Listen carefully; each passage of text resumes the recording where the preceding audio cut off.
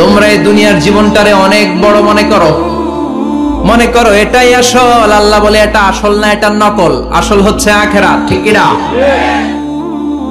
এই দুনিয়ার জীবন হলো স্থায়ী, আখিরাতের জীবন হলো চিরস্থায়ী জীবন। এই দুনিয়ার জীবনটা উত্তম নয়, আখিরাতের জীবনটা উত্তম। কার কথা? বল তুসিরুনাল হায়াতাদ দুনিয়া, তোমরা এই দুনিয়ার জীবনকে বড় মনে করো, দুনিয়া করো। তোমরা আব্দুল্লাহ না হয়ে আব্দুদ দুনিয়া হয়েছো, আল্লাহর দাস হও নাই, দুনিয়ার দাস হয়েছো। তোমরা দুনিয়া করো, দুনিয়াটা ক্ষণস্থায়ী, চিরস্থায়ী হচ্ছে আখিরাত। কার কথা? এজন্য আল্লাহ বললেন ওয়ালাল আখিরাতু খায়রুল লাকা মিনাল উলা। ও নবী, দুনিয়া নয়, আখিরাত আপনার জন্য উত্তম। সুবহানাল্লাহ। আখিরাত এটা সেরা, এটা স্থায়ী, এটা উত্তম, দুনিয়াটা নয়। You prioritize this life in this world, but the life after death much more better than this worldly life.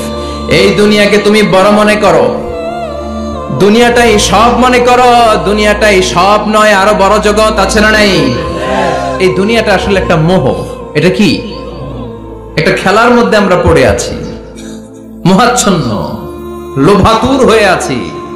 চাকচিক্যময় দুনিয়া দেখে এর পরীক্ষার ভেতরে পড়ে আখিরাতকে আমরা ভুলিয়ে গিয়েছি।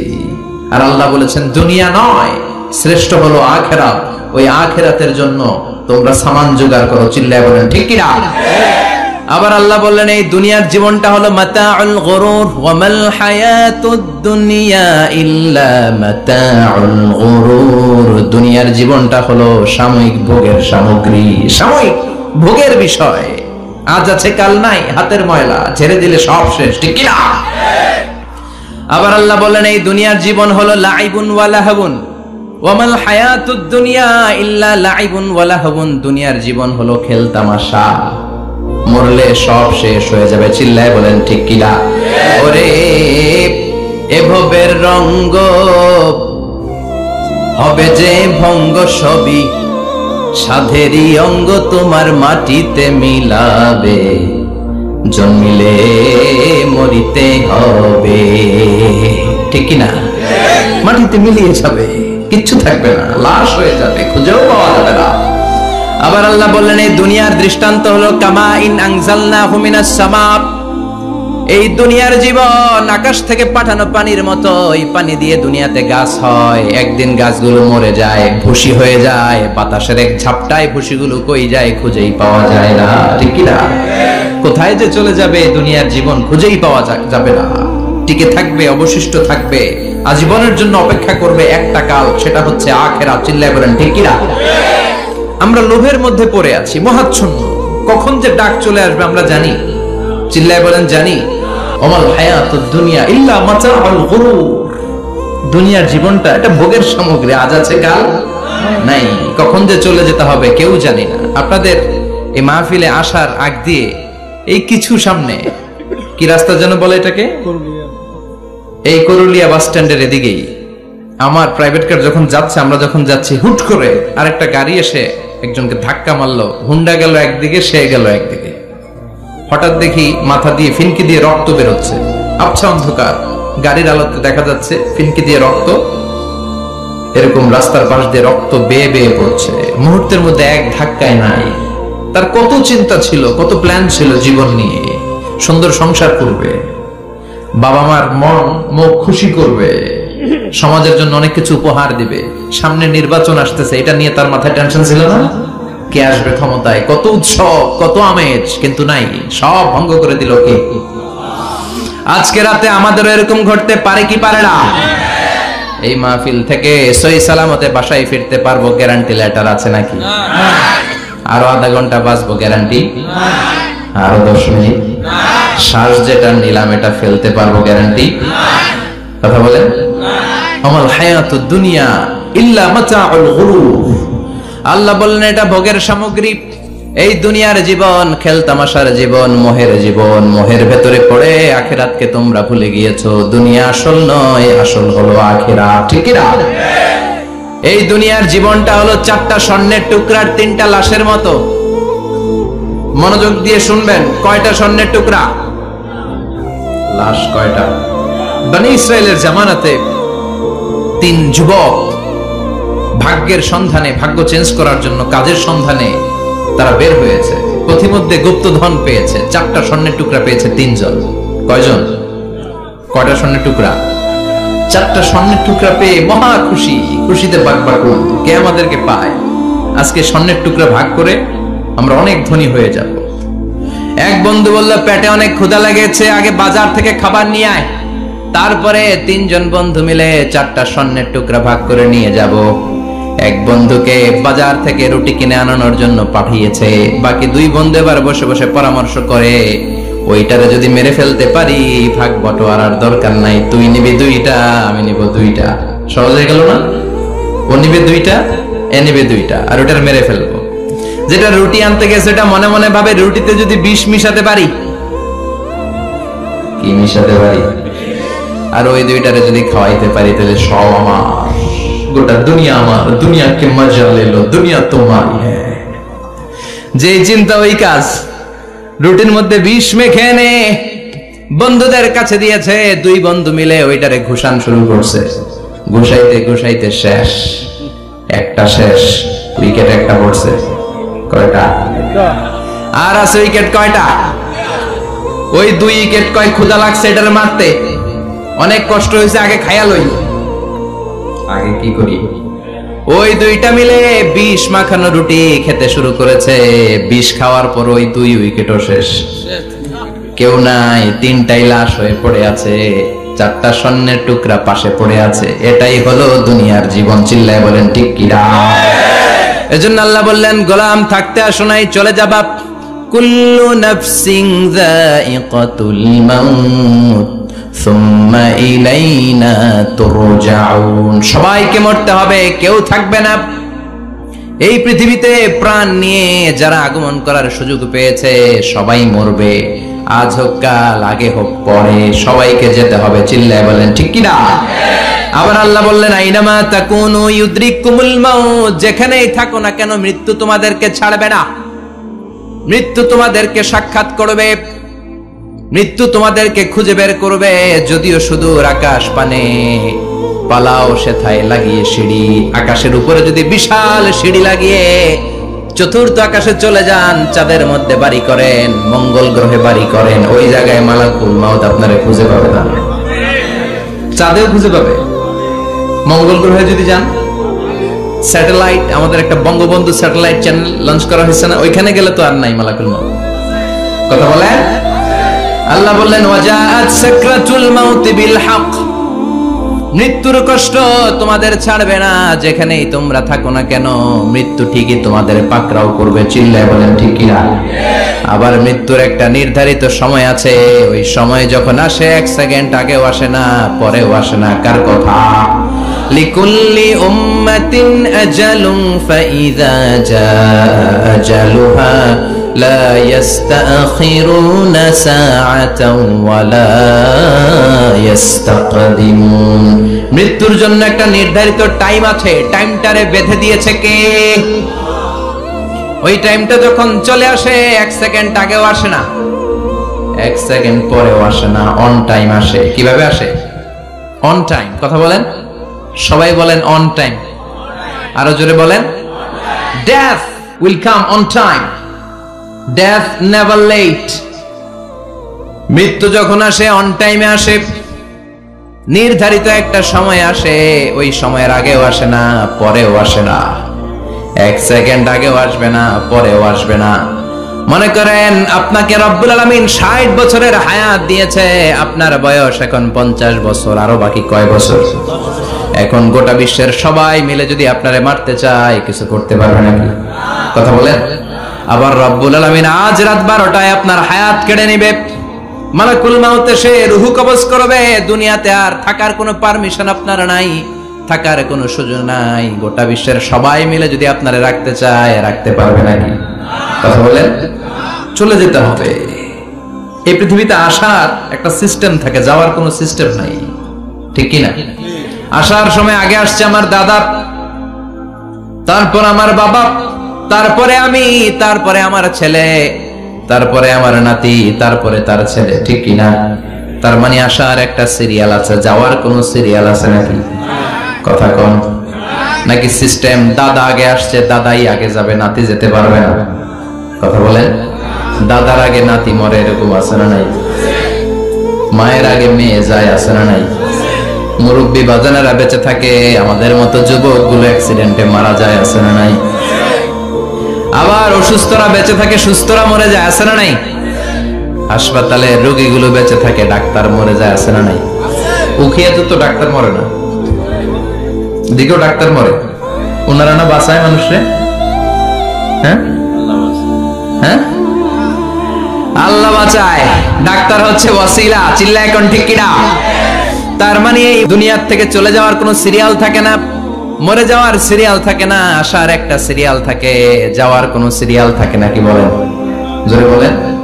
আবার চলে যাওয়ার কোনো ভরসা নাই, এক সেকেন্ডের মধ্যে সব হয়ে যায়। একটা সঙ্গীত আছে না, এক সেকেন্ডের নাই ভরসা, ভঙ্গ হবে রং তামাশা, চক্ষু বুঝিলে হায়রে দম ফুরাইলে। চিল্লায় বলেন ঠিক কিনা?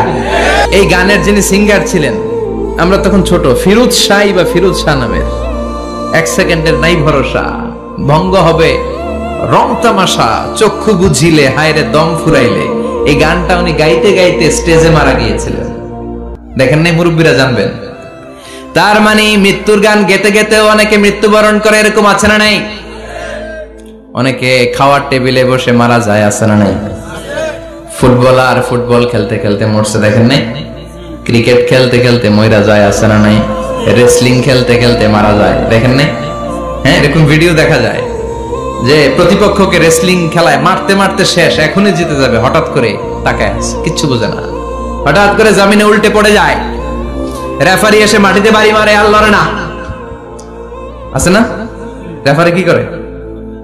মাটিতে বাড়ি মারে, এতক্ষণ সে জিতে যায়, এখন আর নড়েই না। তাকাতে তাকাতে দুনিয়া থেকে নাই। অনেক টেলিভিশনের নিউজ রিপোর্টার রিপোর্ট করতে করতে নাই, দম ফুরাইলে ঠুস শেষ হয়ে যায়।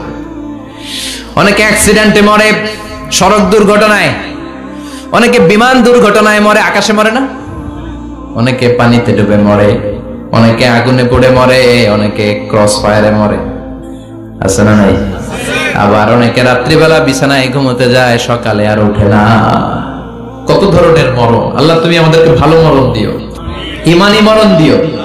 ইমানের পথে অবিচল থেকে আমার মরণ যেন হয়, ইমানের পথে অবিচল থেকে আমার মরণ যেন হয়। তোমারই কাছে মিনতি আমার,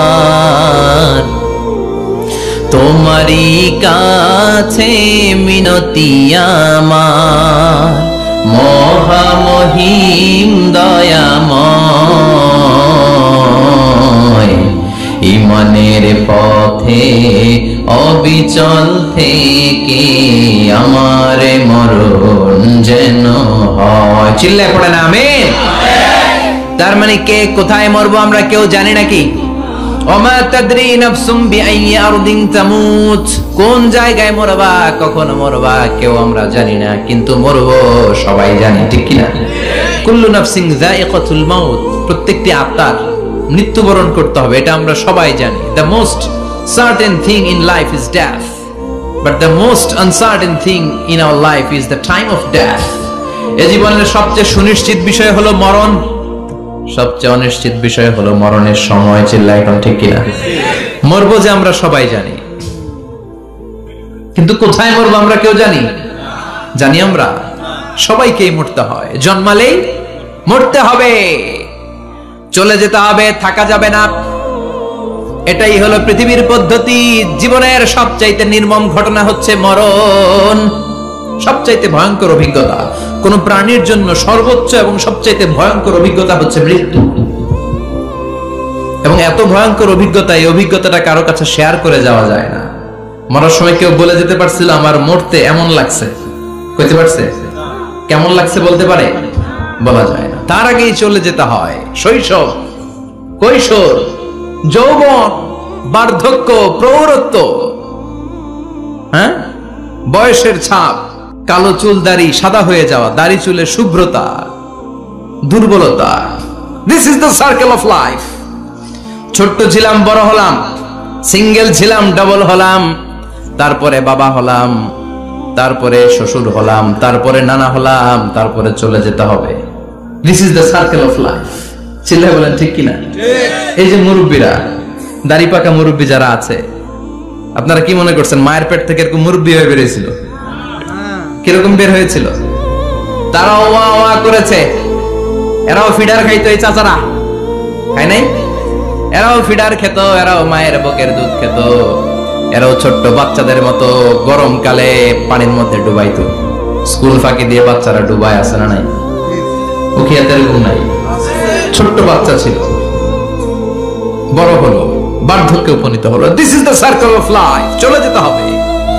বিশ্বনবী বললেন, আমার উম্মতি মা বাইনা 60 ইলা 70। আমার উম্মতের গড় বয়স হলো 60 থেকে 70।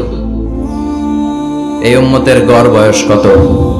60 থেকে 70। ওয়া আকাল্লুহুম মাইয়াজুজু যালিক। অল্প কিছু মানুষ আছে যারা 70 এর বেশি হায়াত পায়। এখানে 70 এর বেশি আছেন কারা? হাত তোলেন দেখি তো।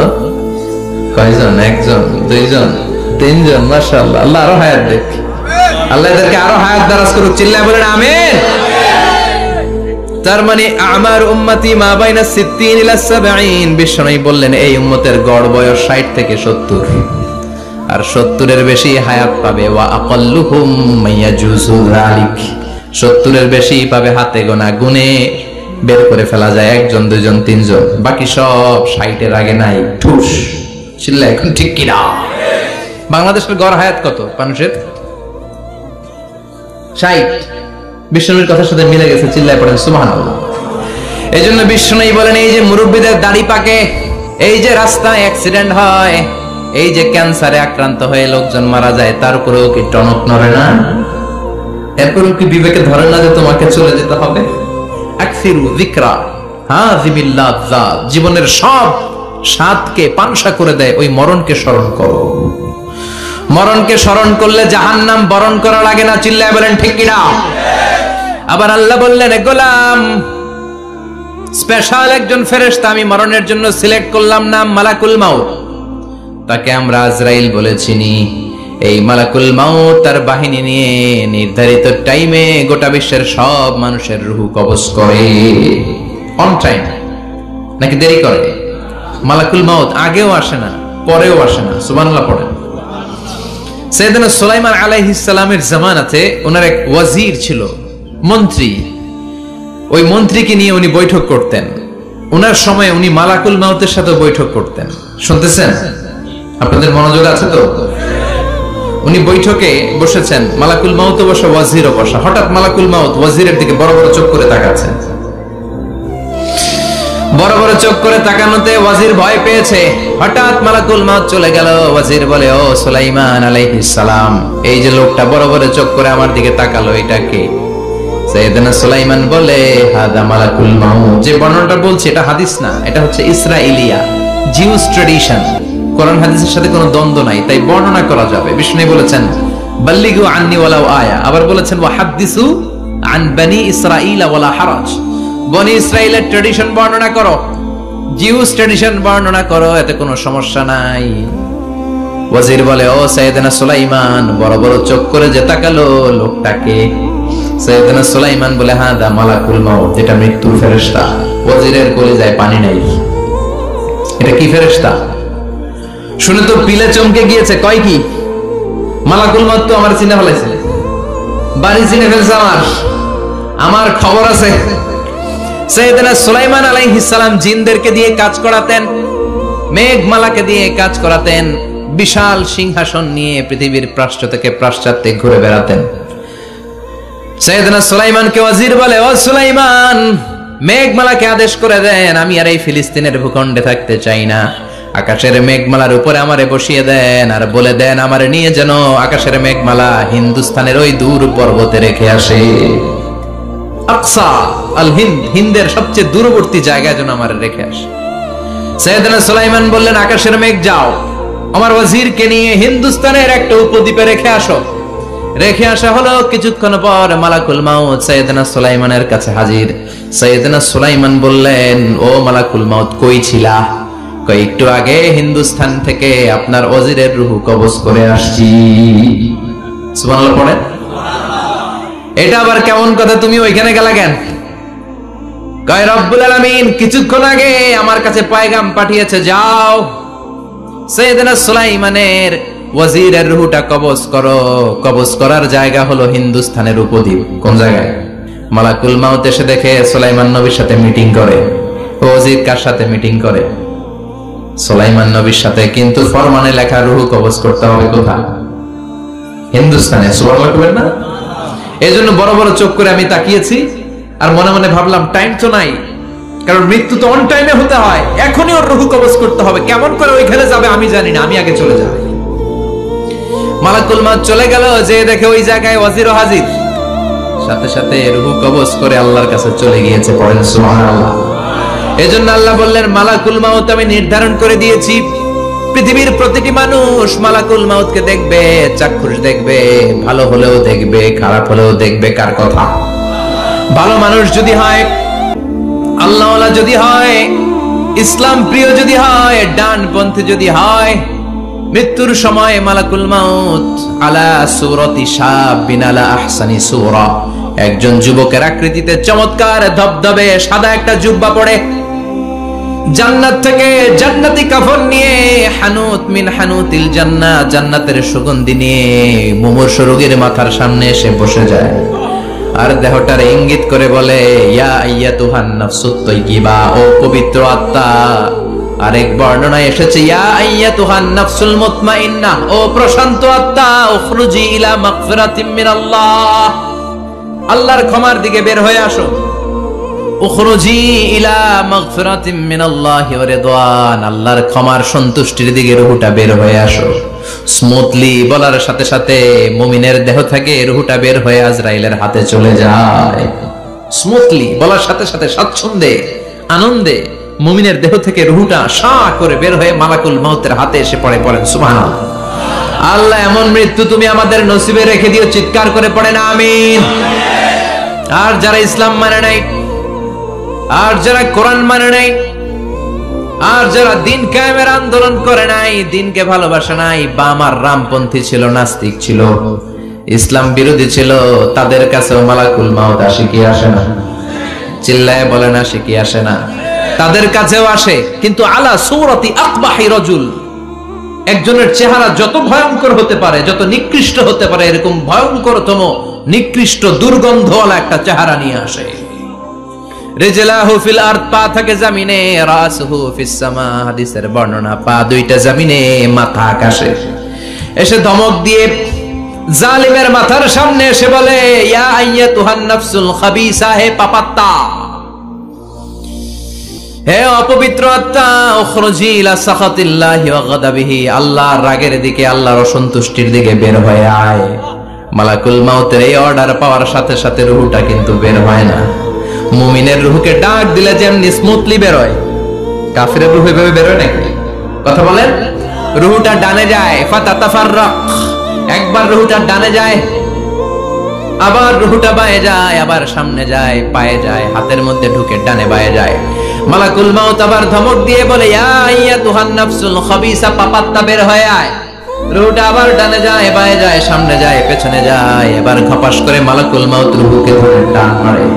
সারা দেহটা থেকে প্রাণ রস সিক্ত করতে করতে দেহ থেকে রূহটাকে টেনে হিচড়ে বের করে আনে। আর মুমূর্ষু রোগীটা চিৎকার মারতে থাকে। পড়েন না আউযুবিল্লাহ। একটা জীবন্ত ছাগলের চামড়াগুলো জবাই না দিয়ে কেউ যদি টেনে টেনে বের করে, ছাগল জবাই হয় নাই কিন্তু চামড়া এক পাশ থেকে টেনে টেনে টেনে হিচড়ে আপনি গা থেকে বের করলে যত কষ্ট হয়, এর চেয়েও বেশি কষ্ট দিয়ে মালাকুল মাউত বামপন্থী আর কাফেরদের রূহটা দেহ থেকে বের করে আনে। পড়েন না আউযুবিল্লাহ। আমাদের রূহটা যেন আল্লাহ, মুমিনদের রূহ আপনি যেভাবে কবজ করান, ওইভাবে যেন আমাদের রূহটা বের হয়ে আসে। আরো জোরে পড়েন আমিন। এজন্য আল্লাহ বললেন বাল তুসিরুনাল হায়াতাদ দুনিয়া ওয়াল আখিরাতু খায়রুন ওয়া আবকা। পাগলের মতো মোহাচ্ছন্ন হয়ে এই দুনিয়াটার পেছনে ছুটে বেড়াও, এই দুনিয়া আসল নয়, আখিরাত হলো আসল। চিল্লায় বলেন ঠিক কিনা? অস্থির, আমরা ব্যস্ত দুনিয়ার লোভে আর মোহে পড়ে আমাদেরকে যে মরতে হবে, চলে যেতে হবে, এটা ভাবার সময় আমাদের নাই। চিল্লাই কোন ঠিক কিনা? এজন্য বলা হয় মুতু ক্বাবলান তামুতু, মরার আগে একবার মরো।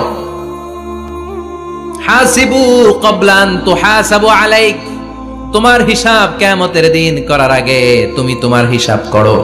জীবনে কি কি পাপ করেছি আমি জানি, আমার চেয়ে ভালো কেউ জানে না। চিল্লায় বলেন ঠিক কিনা? কি কি অন্যায় করেছি আমার হৃদয়ের মধ্যে কথাগুলো আছে না নাই? পৃথিবীর কেউ না জানলেও আমি জানি কি জানি না?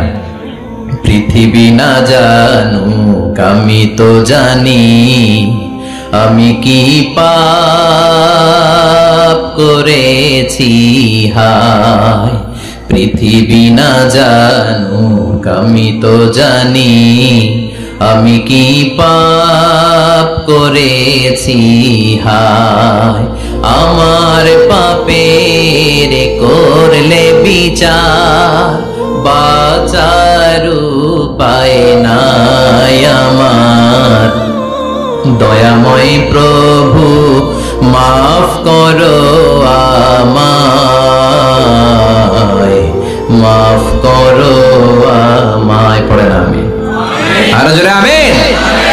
এজন্য হাসিবু ক্বাবলা আন তুহাসাবু আলাইক, তোমার হিসাব বসার আগে নিজে হিসাব করো কি কি করলা। আসল মরণের দিন শটান হয়ে তো শুয়ে পড়ো ভাই, মরার আগে আরেকবার মরো। মরার আগে আরেকবার কি করবে? কথা বলেন, মরার আগে কি করতে হবে? হঠাৎ একদিন বিছানায় শটান হয়ে শুয়ে যান, চক্ষুটা বন্ধ করেন, ভাবেন মরে গিয়েছেন, এই তো মালাকুল মাউত চলে এসে রুহটা নিয়ে গেল। আত্মীয় স্বজন চিৎকার চেঁচামেচি শুরু করে দিল, কান্নার রোল পড়ে গেল চারদিকে।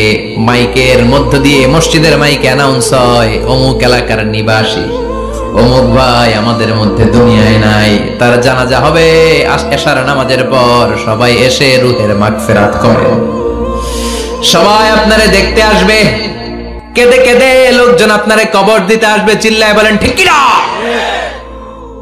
কেঁদে কেঁদে সবাই আসবে, দেখার জন্য আসবে। ছেলেগুলো কাঁদবে, স্ত্রী কাঁদবে, বাবা মা কাঁদবে, বন্ধু বান্ধব কাঁদবে, আর ঘরের মধ্যে রাখা হবে না। এবার আপনাকে গোসল দেওয়ার পালা। চক্ষু বন্ধ করে চিন্তার দরকার আছে না নাই? কথা বলেন। হঠাৎ করে, হঠাৎ করে শুনবি একদিন আমার মৃত্যুর খবর। কেঁদে কেঁদে আসবে সবাই দিতে আমায় কবর, দিতে আমায় কবর। ঠিক কি না? একটু চোখটা বন্ধ করে ভাবেন, আপনাকে গোসল দেয়া হবে, জামাগুলো খোলা হবে। এত টাকা দিয়ে যে দামি গোসলখানা টাইলস লাগিয়ে ঘরে বানালেন, আপনার শেষ গোসলটা কি ওই দামি গোসলখানায় হবে? লাশ যেখানে ধোয়া হয় ওই জায়গায় ধোয়া হবে। আপনাকে কাফন পরানো হবে। আপনার কলিজার টুকরা ছোট বাচ্চাটারে বলা হবে, আব্বু দেখে যাও তোমার বাবারে শেষবারের মতো দেখো। আপনার বাবা মা শেষবারের মতো একটা নজর দিয়ে আপনার চেহারাটা দেখে নিবে। বন্ধু বান্ধবরা শেষবারের মতো একবার আপনারে দেখে নিবে। জানাজার জায়গায় নেওয়া হবে। হবে না এই ঘটনাটা আমাদের? হ্যাঁ, হবে কিনা? হাজার হাজার মানুষ শেষ বিদায় দেওয়ার জন্য আসবে। চারটা তাকবীর দিয়ে ইমাম নামাজ শুরু করবে। আল্লাহু আকবার, আল্লাহু আকবার, আল্লাহু আকবার, আল্লাহু আকবার বলে নামাজ শুরু করবে। নামাজ শেষ, এবার পালকিতে করে কবরে যাওয়ার পালা। যেতেই হবে, যেতেই হবে। পালকিতে করে লোকজন নিতে শুরু করবে। কবরস্থানের ওই জায়গায় যেখানে মানুষ বছরে মানুষ না মরলে যায় না, ওই গহীন নিঝুম কবরস্থানে ঢুকানো হবে। পালঙ্ক থেকে নামিয়ে আপনার জন্য করে রাখা আগ থেকে কবরটার মধ্যে শুইয়ে দেওয়া হবে। উপরে বাঁশ দিয়ে ছাউনি, শেষবারের মতো সবাই দেখে বাঁশের ছাউনির উপরে মাটি চাপা দিবে, ঠিক কিনা? চলে যাবে সবাই, কেউ নাই, অন্ধকার, শুধু অন্ধকার। এই অন্ধকার যেন শেষ হতে চায় না। এই ঘটনা ঘটবে না আমাদের? কথা বলেন, ঘটবে কিনা? এজন্য মরার আগে এগুলো চিন্তার দরকার আছে না নাই? মরার আগে আরেকবার মরার দরকার আছে না নাই? এজন্য রব্বুল আলামিন বলেন, বাল তুসিরুনাল হায়াতাদ দুনিয়া ওয়াল আখিরাতু খায়রুন ওয়া আবকা। এই দুনিয়ার জীবনটাকে তোমরা আসল জীবন মনে করো, এটা আসল জীবন নয়। আসল জীবন হলো কবরের জীবন। চিল্লায় বলেন ঠিক কিনা? আল্লাহ তোমার এই দুনিয়া, আল্লাহ তোমার এই দুনিয়ায় কেউ আসে কেউ চলে যায়, তবু তোমার ভয়ে কারো কাঁদে না হৃদয়। এই দুনিয়াতে আমার বদলে গেল মন, চারিদিকে দেখি শুধু সুখেরই স্বপন। ভাবলো না মন আল্লাহ ছাড়া,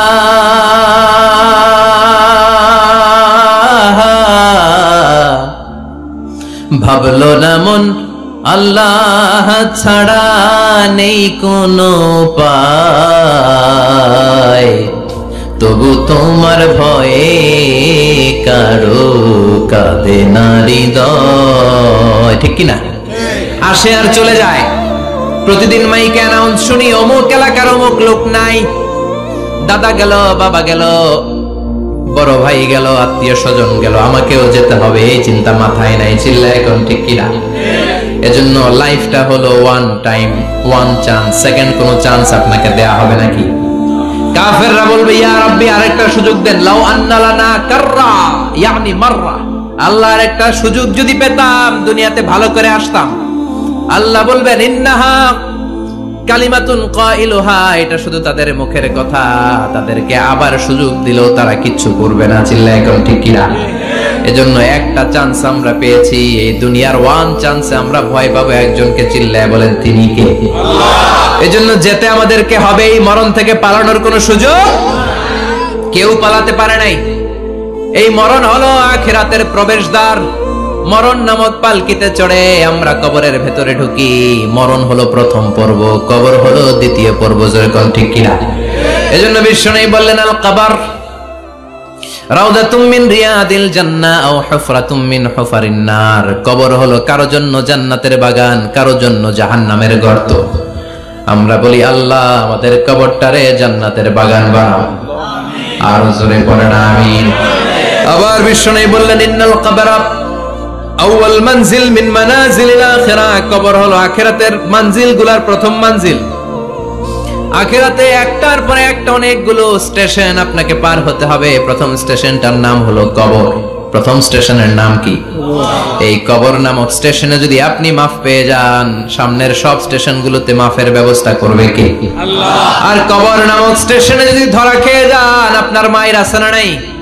লাশটাকে যখন রাখা হয়, লাশটা চিনে কে আমারে রাখলো, কে আমাকে ধৌত করলো, কে আমারে কাফন পড়ালো। এজন্য বিষ্ণুই বলেছেন, মুমূর্ষের সামনে বসে বসে পড়ো, লা ইলাহা ইল্লাল্লাহু মুহাম্মাদুর রাসূলুল্লাহ। লাকিনু মাউতাকুম লা ইলাহা ইল্লাল্লাহ। মুমূর্ষের সামনে দাঁড়িয়ে দাঁড়িয়ে পড়ো, লা ইলাহা ইল্লাল্লাহ। এই লা ইলাহা হচ্ছে জীবিতদের জন্য কালিমা, আর আমরা মরার পরে এই জিকির করি। ঠিক কি না? আমাদের দেশের অনেক জায়গায় লাশ নিয়ে কবরে যাওয়ার সময় লা ইলাহা পড়ে না। না, এটা আগের জিকির, মরার আগের জিকির। মরার আগে আপনাকে অ্যানাউন্সমেন্ট দিতে হবে, আল্লাহ ছাড়া কোনো ইলাহ নাই, বিশ্বনবী হচ্ছেন শেষ নবী এবং রাসূল। চিল্লায় করেন ঠিক কি না? লাশটাকে যখন রেখে দেয়া হয়, বিশ্বনবী যত মানুষকে কবরে রেখেছেন তারপরে দাঁড়িয়েছেন আর বলেছেন, ইস্তাগফিরু লিআখিকুম, তোমার ভাইদের জন্য তোমরা দোয়া করো। ফাইন্নাহুল আনা ইউসআল, এখনই তাকে কবরে সওয়াল করা হবে। কবরে প্রশ্ন আছে না নাই? কথা বলেন। বিশ্বনবী খাদিজাতুল কুবরা ওনার প্রথম স্ত্রী খাদিজাতুল কুবরা তাহেরাকে কবরের মধ্যে রেখে দিয়ে কাঁদতে শুরু করলেন, চোখের পানি ছেড়ে অনেক দোয়া করলেন। দোয়া শেষে সব সাহাবারা ঘরে ফিরে যায়, বিশ্বনবী যায় না। সাইয়েদনা আবু বকর বললেন, ও নবী চলেন ঘরে যাই। অনেক তো দোয়া করলেন, বিশ্বনবী বললেন, আবু বকর তুমি যাও, আমি যাব না। এইটা সাধারণ মহিলা না, এটা বিপদের দিনের সঙ্গিনী খাদিজা। মক্কায় যখন আমার কেউ ছিল না, খাদিজা আমারে ভুলে নাই। 3 বছর কাফিররা আমাকে জেলখানায় বন্দী রেখেছে, নাম শিয়াবে আবি তালেবের জেলখানা।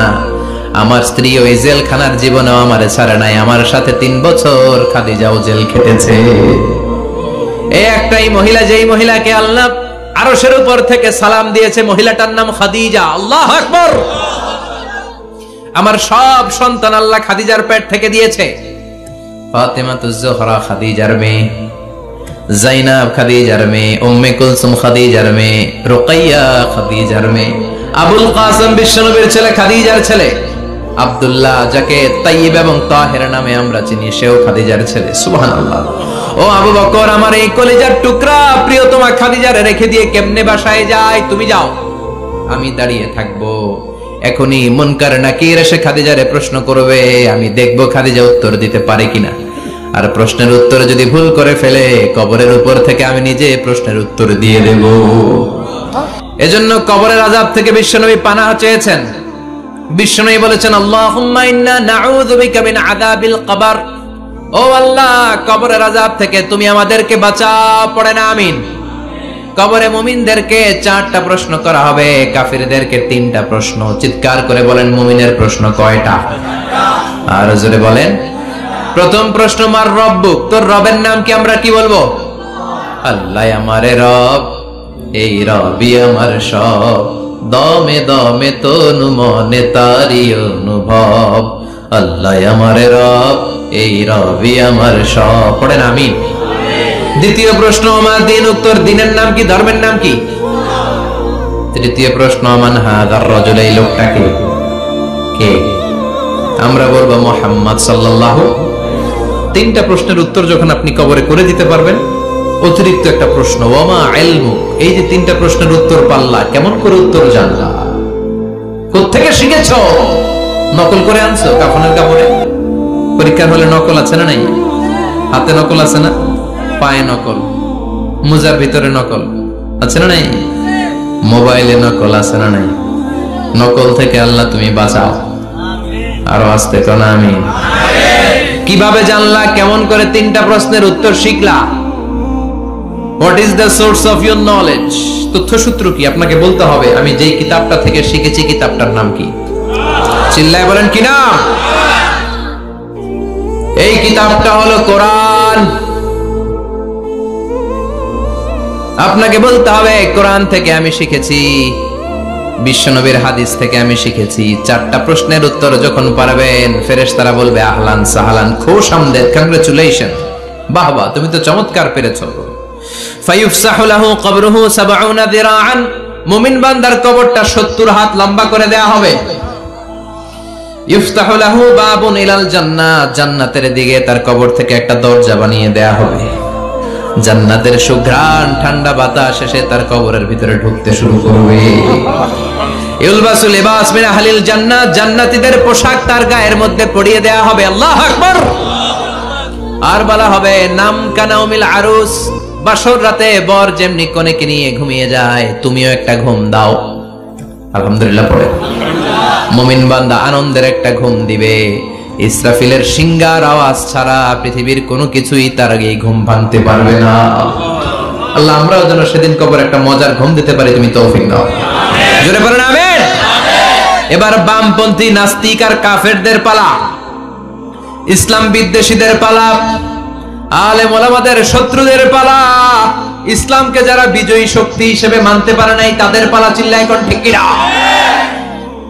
ওদেরকেও একই প্রশ্ন, রব কে? ওরা বলবে আমি জানি না। আমাদের উত্তর আল্লাহ। ওরা বলবে আমি কিচ্ছু জানি না, আমি সব ভুলে গেছি, আমার মাফ করে দেন, আমি কিছুই জানি না।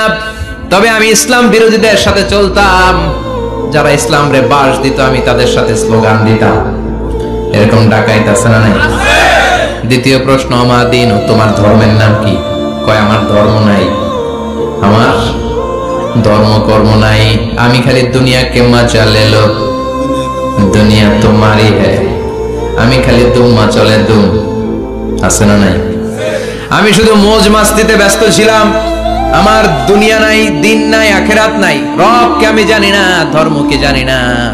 ইসলাম বিরোধী রাজনীতি আমি করতাম, মাও সেতুংয়ের রাজনীতি, কার্ল মার্কসের রাজনীতি, বুশের রাজনীতি, ডোনাল্ড ট্রাম্পের রাজনীতি, বামপন্থীদের রাজনীতি, চিল্লায় এখন ঠিক কিনা? কোন ধর্ম নাই। এই লোকটাকে চিনো কিনা বলো।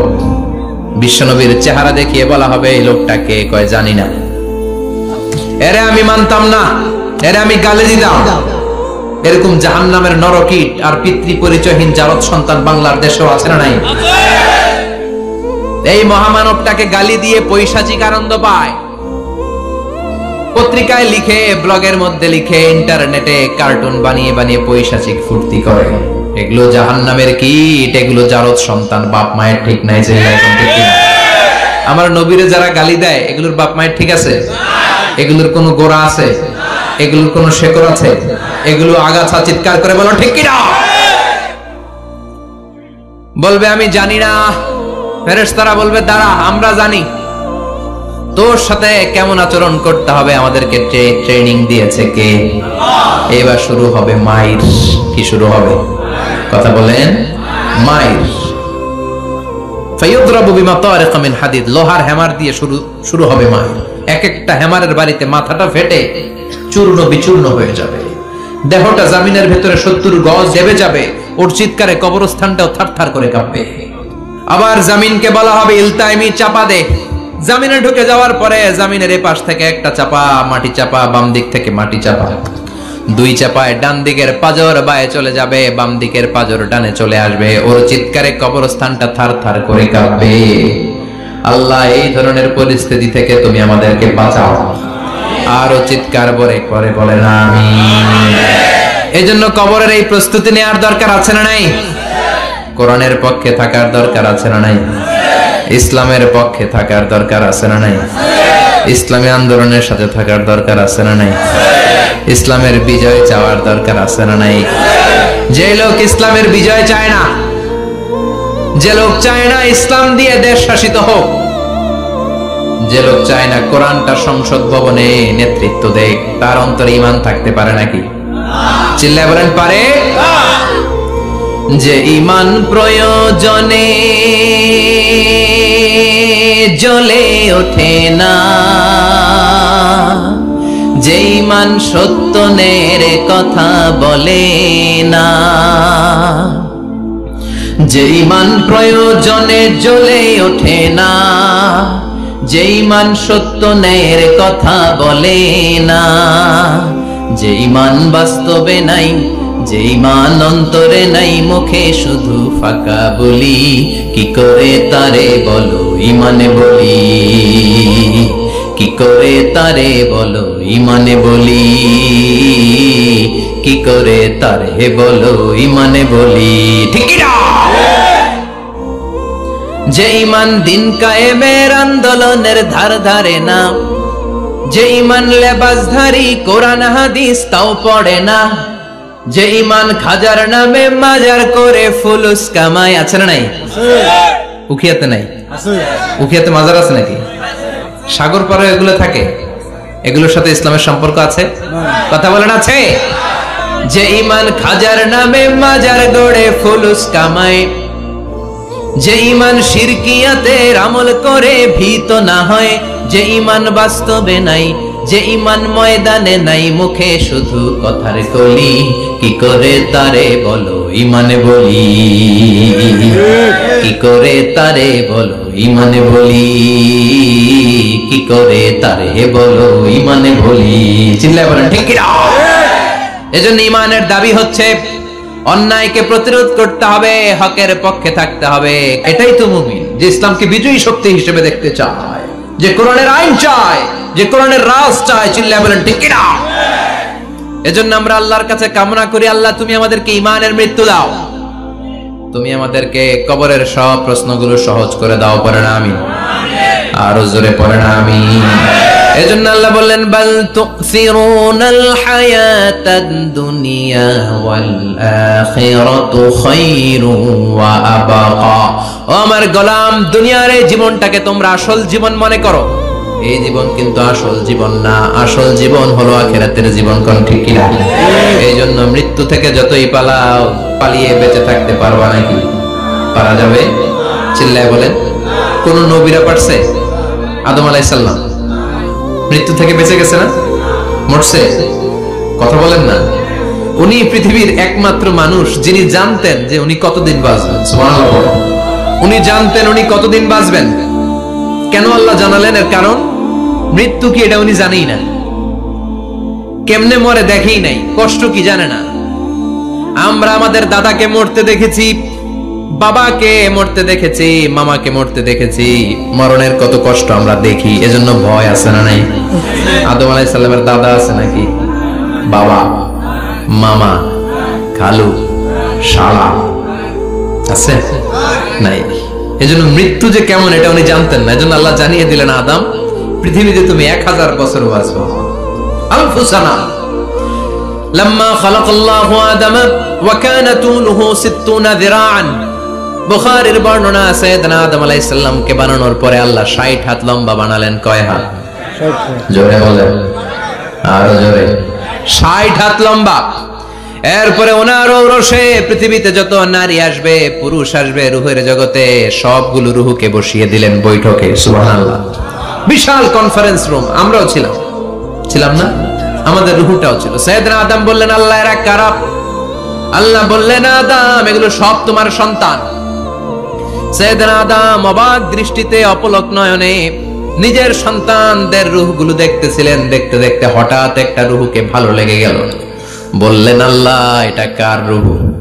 আল্লাহ বললেন, এটা দাউদ আলাইহিস সালামের রূহ। পড়েন সুবহানাল্লাহ। আল্লাহ এটাকে দেখতে বড় ভালো লাগে, কার রূহ? এটা তোমার ছেলে নবী হবে, নবী দাউদের রূহ। কাম উমরু, আল্লাহ দুনিয়াতে সে কয়দিন বাঁচবে? আল্লাহ বললেন, 40 সানা, 40 বছর। কয় বছর? সবাই বলেন কয় বছর? 40 বছর। সাইয়েদনা আদম বললেন, মাবুদ আমার এত সুন্দর কলিজার টুকরা সন্তান দাউদ আলাইহিস সালামকে দুনিয়াতে মাত্র 40 বছর আপনি কেন দিলেন? আল্লাহ প্রথম মানুষ এবং নবী হিসেবে আপনার কাছে ফরিয়াদ করি, আমার ছেলে দাউদের বয়স বাড়ায়া দেন। আল্লাহ কয় না, হাদা কদ কুতিবা, এটা লেখা হয়ে গেছে। রুফিআতিল আকলাম ওয়া জাফফাতিস সুহুফ, লিখে ফেলছি, কালি শুকায় গেছে, এটা চেঞ্জ করা যাবে? সাইয়েদনা আদম বললেন, আল্লাহ আমি বাঁচবো কয় বছর? কয় তুমি থাকবা কয় বছর? আলফু সানা, 1000 বছর। মনে আছে? আল্লাহ আমার 1000 বছরের দরকার নাই, আমি আমার 1000 বছর থেকে 60 বছর আমার ছেলে দাউদরে আমি দিয়ে দিলাম। আদম আলাইহিস সালামের 1000 বছর থেকে 60 বছর যদি দান করে দেয়, ওনার আর কত রইল? 940। আর 60 বছর যদি দাউদ নবীর 40 বছরের সাথে যোগ দেয়া হয়, উনি পেলেন কয় বছর? 100। সাইয়েদনা আদম পৃথিবীতে আসলেন, এসে থাকতে শুরু করলেন। দিন গড়িয়ে রাত আসে, মাস গড়িয়ে বছর আসে, বছর যায় বছর আসে। ঠিক 940 বছর পর মালাকুল মাউত আদম আলাইহিস সালামের কাছে আসলেন।